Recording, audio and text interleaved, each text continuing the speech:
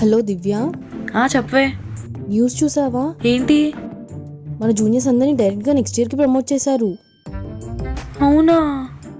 వాళ్ళ పనే బాగుంది. హ్యాపీగా చదవకుండానే నెక్స్ట్ ఇయర్కి ప్రమోట్ అయిపోతున్నారు. నేను 9th అయినా బాగుండు, ఈ టెన్షనే ఉండేది కాదు.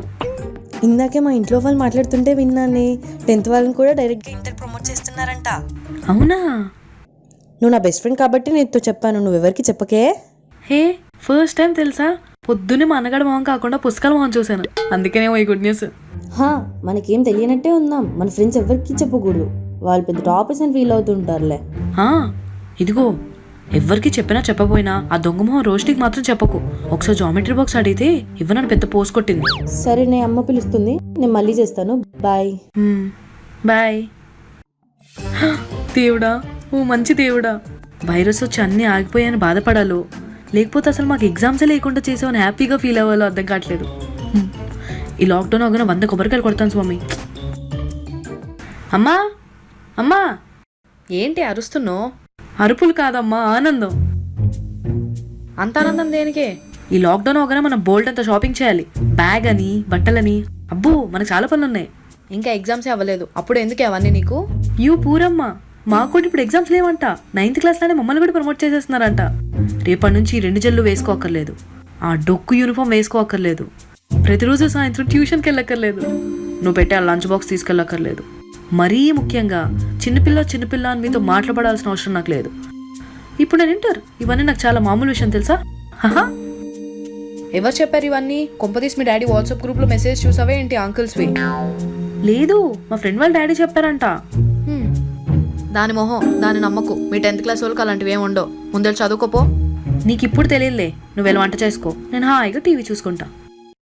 మనకు 2500 సెంటర్స్లో ఈరోజు ఎస్ఎస్సి ఎగ్జామ్స్ స్టార్ట్ అయినాయి. కాబట్టి ఆ ఎస్ఎస్సి ఎగ్జామ్స్ కొనసాగిస్తాం.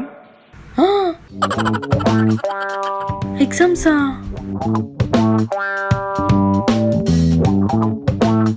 ఏంటే నా ఫోన్లో ఏం చూస్తున్నావు? ఏం లేదులే, తీసుకో. How to prepare well, find easy way to స్టడీయా? ఓవర్ యాక్షన్ చేయకు, ఏదో ఎగ్జామ్ టెన్షన్లో అలా చేసా. పాస్ అంట పాస్, లెక్కలు రానంత మాత్రాన అసలు లెక్క చెడమే మానేశాడు నన్ను. ఎలా అయినా కష్టపడి చదివి ఆడుకొని 1 మార్కాన్ని ఎక్కువ తెచ్చుకోవాలి. హలో అక్క, బాగున్నావా? బాగానే ఉన్నాం.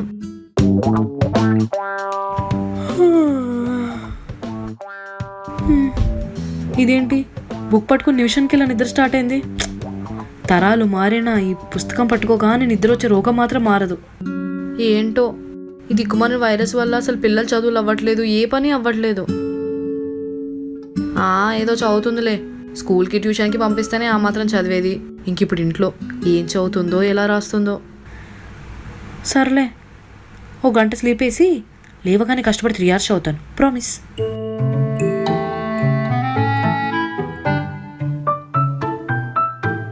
అందరం ఇంట్లో ఉంటున్న మన ఆనందమే తప్ప అటు ఏ పని లేక ఆయన జాబ్ ఏమవుతుందో, ఇటు పిల్లల చదువులు ఎలా కొనసాగుతాయో అసలు నాకేం అర్థం కావట్లేదు అక్క. అలాగే, బాయ్. అవును, ఇదేంటి వాళ్ళు తినడానికి కూడా రాకుండా తెగ చదివేస్తుంది. పాపం తినడానికి రమ్మందాం. ఏంటో అందరూ పడుకోకుండా చదివితే నా పిల్ల మాత్రం పడుకోవడానికే చదువుతుంది. ఒసే లే చదువుకో.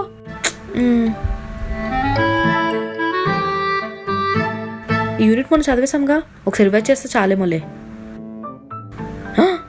అయిపోబోయ్, ఇదేంటి రివైజ్ చేసింది కూడా మర్చిపోయాను. ఇలా అయితే కొత్తవి ఎప్పుడు చదువుతాను?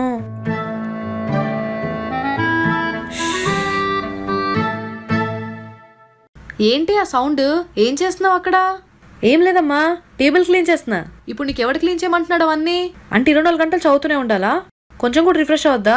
ఆయన నీకేగా హెల్ప్ చేస్తున్నా. ఏంటి 24 గంటలు చదువుతున్నావా? తిప్పి కొడితే కనీసం గంటైనా చదువుతున్నావే నువ్వు? ఈ మాత్రం దానికి మళ్ళీ బ్రేక్ అంట. ఎందుకో మా చిన్నపిల్లని పట్టుకొని తిడుతాం. చిన్నపిల్ల అని మీతో మాట్లాడాల్సిన అవసరం నాకు లేదు. ఇప్పుడు నేను ఇంటర్, ఇవన్నీ నాకు చాలా మామూలు విషయం తెలుసా. మొన్న అదే మాట అంటే ఎగిరేగా, I'm not a kid anymore, నేను ఇంటర్ అని. ఆయన నాకు హెల్ప్ చేస్తున్నా అంటున్నావేంటి? ఒక్కసారన్నా వాటర్ బాటిల్ నింపి ఫ్రిడ్జ్లో పెట్టావే నువ్వు? అయినా అది అన్న చేస్తున్నాడుగా. నీకు చెప్పి చెప్పి విసుగొచ్చి వాడే చేస్తాడు మళ్ళీ పనులన్నీ. అయినా నువ్వు వెళ్ళి చదువుకోపో. అసలు చదువు అంటే ఏడిపేంటి నీకు? మీ అన్నని చూసి బుద్ధి తెచ్చుకో. వాడు ఎప్పుడైనా ఎగ్జామ్స్ ఉంటే రూమ్లోంచి బయటకు వస్తాడా? అదే పనిగా చదువుతా ఉంటాడు. ఆయన ఇదంతా కాదు, మన పక్కింటి పద్మకర్ పాప కన్నా మార్క్స్ తక్కువ రావాలి, అప్పుడు చెప్తా నీ పని. అయ్యో అమ్మ, మాకు మార్క్స్ ఉండవు, పాయింట్సే. ఓహో, అదిగో గేట్ సౌండ్ వస్తుంది. మీ నాన్న వచ్చినట్టున్నాడు మార్కెట్ నుంచి. ఆయన కథ చెప్పు. డాడీయా?